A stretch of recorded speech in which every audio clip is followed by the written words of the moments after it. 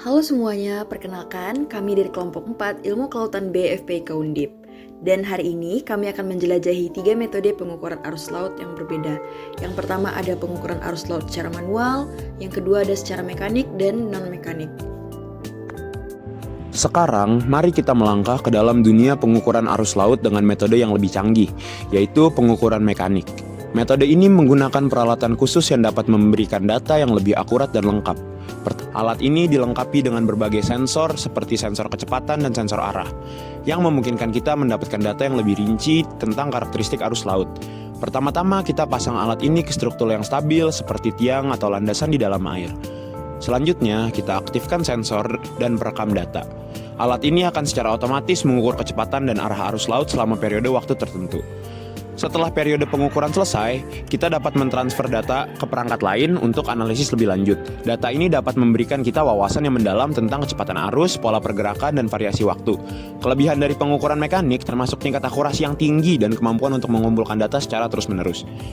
Namun, ini sering memerlukan peralatan yang lebih mahal dan pelatihan khusus untuk pengoperasiannya.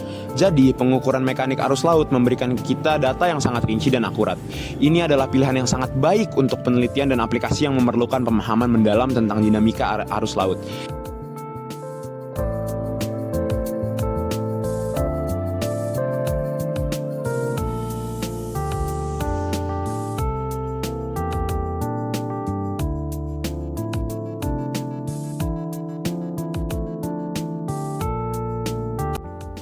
Sekarang, mari kita bahas cara-cara inovatif untuk mengukur arus laut tanpa melibatkan peralatan mekanik. Pengukuran non-mekanik ini sering memanfaatkan teknologi canggih untuk memberikan data secara real-time dan pemahaman yang mendalam tentang arus laut. Pada bagian ini, kita akan fokus pada pengukuran arus laut menggunakan ADCP atau Acoustic Doppler Current Profiler. ADCP biasanya dapat ditempatkan di dasar laut atau pada struktur yang stabil. Setelah ditempatkan, alat ini akan mengirimkan gelombang suara ke arah tertentu dan menerima kembali pantulan gelombang dari partikel air. Informasi ini kemudian dapat dianalisis untuk mengukur arus laut dengan tingkat akurasi yang tinggi. Data yang dihasilkan oleh ADCP dapat dianalisis secara real-time atau dikumpulkan untuk analisis lanjutan. Ini memberikan kita wawasan mendalam tentang pergerakan arus laut. Penggunaan alat ini dalam pengukuran arus laut membawa manusia ke dalam era baru di bidang kelautan. Dengan teknologi ini, kita dapat mengukur arus laut dengan tingkat akurasi yang tinggi tanpa merusak lingkungan. Inilah contoh bagaimana teknologi canggih memberi kontribusi terhadap penelitian dan pemahaman tentang laut.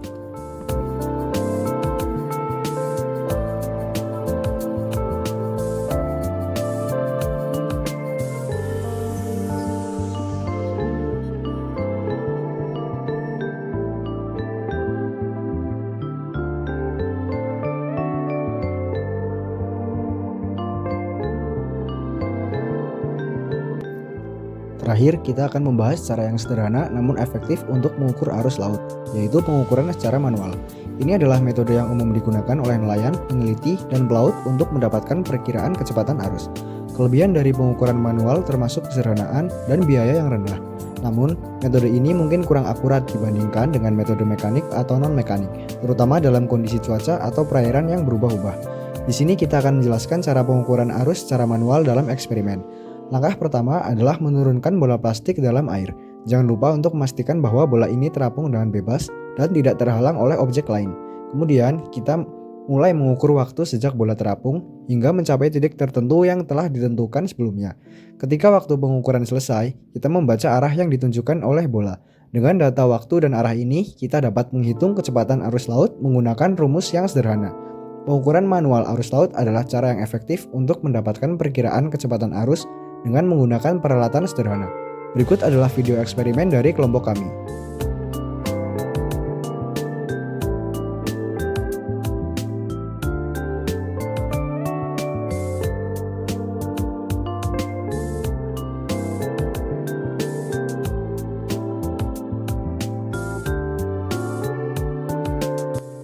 Nah, itulah 3 metode berbeda untuk mengukur arus laut secara manual, secara mekanik, dan secara non-mekanik.